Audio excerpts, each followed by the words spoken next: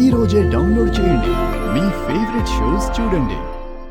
మరి నీతో పెళ్ళైన తర్వాత ఈ సంవత్సర కాలంలో తన ఇంట్లో నిన్ను పని మనిషిగా ఎందుకు చూశాడమ్మా? నువ్వు అనుకున్నట్టు అతను అంత గొప్పవాడైతే నిన్ను బాగా చూసుకోవాలి కదా? నిన్ను బాగా చూసుకున్నాడా? ఇప్పుడు నాన్నకి సహస్రమ్మ గురించి వాళ్ళ అత్త గురించి చెప్తే ఇంకంతే సంగతులు. నాన్న బిహారీ గారిని చచ్చినా నమ్మడు.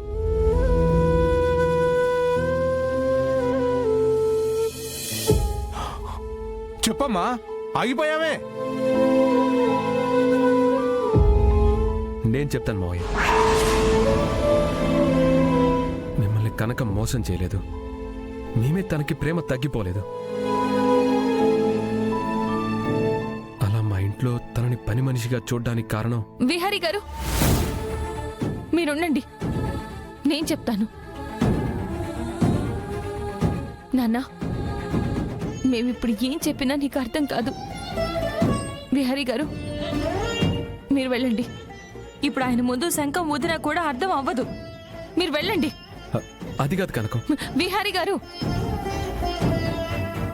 ఇంతకు మించి ఏం మాట్లాడినా నా మీద ఒట్టే.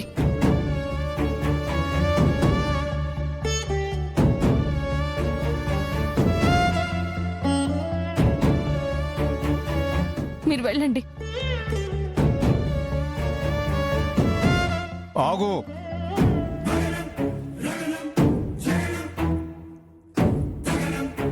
ఇంకా 2 రోజులే ఉంది.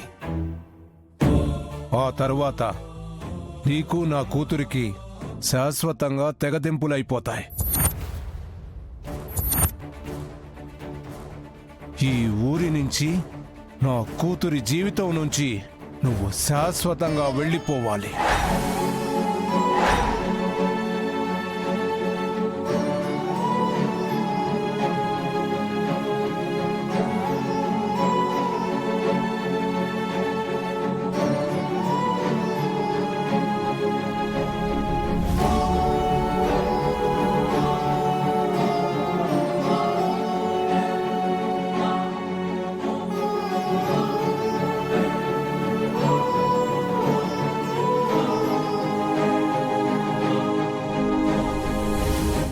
నాన్న, అది ఏమిట్రా ఇదంతా? నా ఇంటి రామాయణం. ఏం చేయాలి, అంతా నా తలరాత. నేను బయటికి వెళ్ళొస్తాను. ఒరే,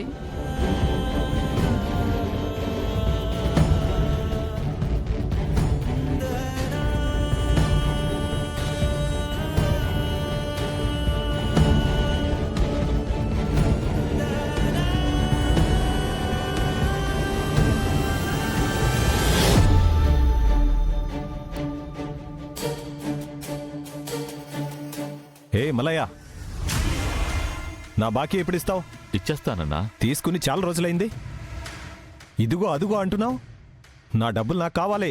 ఓ 2 రోజుల్లో ఇచ్చేస్తానన్నా. 2 రోజుల్లో ఇవ్వాలి. ఇవ్వకపోతే ఊరుకోను. ఇచ్చేస్తానన్నా, 2 రోజుల్లో ఇచ్చేస్తాను. సరే, చూస్తాను. మలయ్య, 2 రోజుల్లో వాడికి డబ్బులు ఇచ్చేస్తా అన్నావు. ఎలా ఇస్తావు? 2 రోజుల్లో మనం కష్టపడి నేర్చినవన్నీ ఆ ఫ్యాక్టరీ వాళ్ళకి ఇచ్చేస్తున్నాం కదా. నీకు తెలీదా మనం ఆ ఫ్యాక్టరీకి సరుకు ఇవ్వట్లేదని? అదేంటి, వాళ్ళ ఆదికేశవ్ గారు మాటిచ్చారు కదా బాబాయ్. లేదు, ఆదికేశవ్ గారింట్లో సమస్యల వలన ఆ ఫ్యాక్టరీ వాళ్ళకి సరుకు ఇప్పుడే ఇవ్వకూడదని ఆదికేశవ్ గారు వాళ్ళకి చెప్పారంట. అయ్యో, ఇప్పుడు నేనేం చేయాలి? అదే నాకు అర్థం కావట్లేదురా. నేను కూడా డబ్బులు వస్తాయని మనవరాలి పెళ్లికి ముహూర్తాలు పెట్టుకున్నాను. ఇప్పుడు ఆ డబ్బులు ఎప్పుడు వస్తాయో అర్థం కావట్లేదు. అవతలేమో ముహూర్తం దగ్గర పడుతుంది. పెళ్లికి ఏర్పాట్లు చేసుకోవాలి.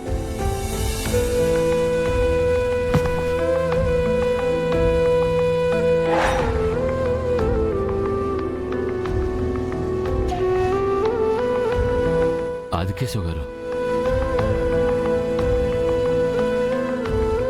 రే మల్లయ్య, ప్రసాద్ బాబాయ్, నేను నా స్వార్థం కోసం చాలా తప్పు చేశాను. మీరు తప్పు చేయడం ఏంటండి? మీరెప్పుడు మా గురించి ఆలోచిస్తారా? లేదురా, నా కూతురుకొచ్చిన సమస్యతో నేను స్వార్థంతో ఆ ఫ్యాక్టరీ వాళ్ళకి సమయానికి సరుకు అందించలేనని చెప్పాను. కానీ ఆ సరుకు వల్ల మీ అవసరాలు తీరుతాయని ఆలోచించలేకపోయాను. నన్ను క్షమించండి. అయ్యో, మీరు క్షమించమని అడుగుతారేంటండి? మీరు ఎలా చెప్తే అలాగే నడుచుకుంటాం. దినదిన గండంగా ఉండే మా బతుకులు మీ వల్లే మారాయి. అవునయ్యా, మేమందరం సంతోషంగా ఉన్నామంటే దానికి కారణం మీరే. సరే మల్లయ్య, మీరందరూ ఇకపైన కూడా సంతోషంగా ఉండాలి, ఉంటారు. ఆ ఫ్యాక్టరీ వాళ్ళతో నేను ఇప్పుడే మాట్లాడి ఆ సరుకుని మనం అనుకున్న సమయానికి వాళ్ళకి అందచేద్దాం. నేను ఇప్పుడే వాళ్ళకి ఫోన్ చేస్తాను. అలాగేనయ్యా.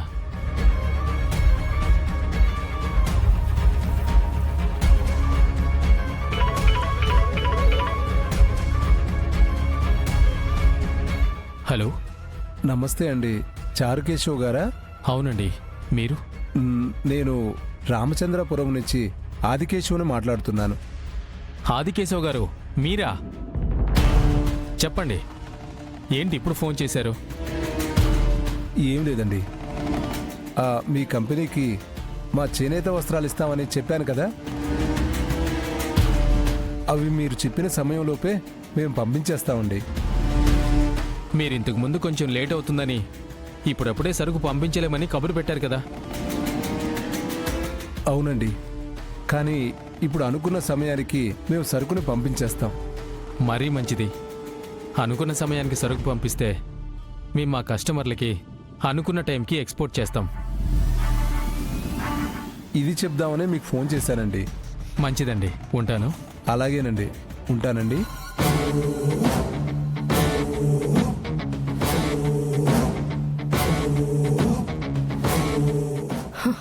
స్టాక్ పంపించడం ఏంటి?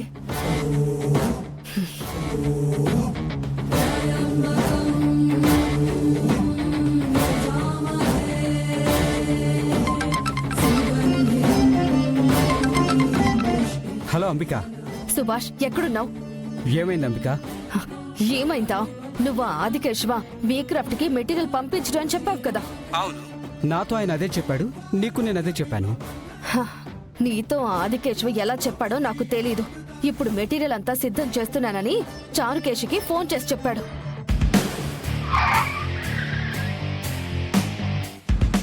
అదేంటి ఇంతలోనే ఈ నిర్ణయం ఎలా తీసుకున్నాడు? ఆ ఆదికేశవ ఎలా నిర్ణయం తీసుకున్నాడో నాకు తెలీదు. వాళ్ళు మెటీరియల్ రెడీ చేసినా రెడీ చేయకపోయినా నాకు సంబంధం లేదు. నువ్వేం చేస్తావో నాకు తెలీదు. ఆ మెటీరియల్ వీక్రాఫ్ట్ కి అనుకున్న టైంకి అందడానికి వీల్లేదు. అంబిక, నువ్వు ఈ విషయంలో కంగారు పడకో. ఆ చేనేత వస్త్రాలున్న సరుకు రామచంద్రపురం పొలిమేర దాటి బయటికి రాదు, నేను రానివ్వను. నువ్వు వెంటనే తిరిగి వెళ్ళి రామచంద్రపురంలో ఆ పని చూడు. ఆ సరుకు సంగతి నేను చూసుకుంటాను, ఆ ఆదికేశవ్ సంగతి కూడా చూసుకుంటాను.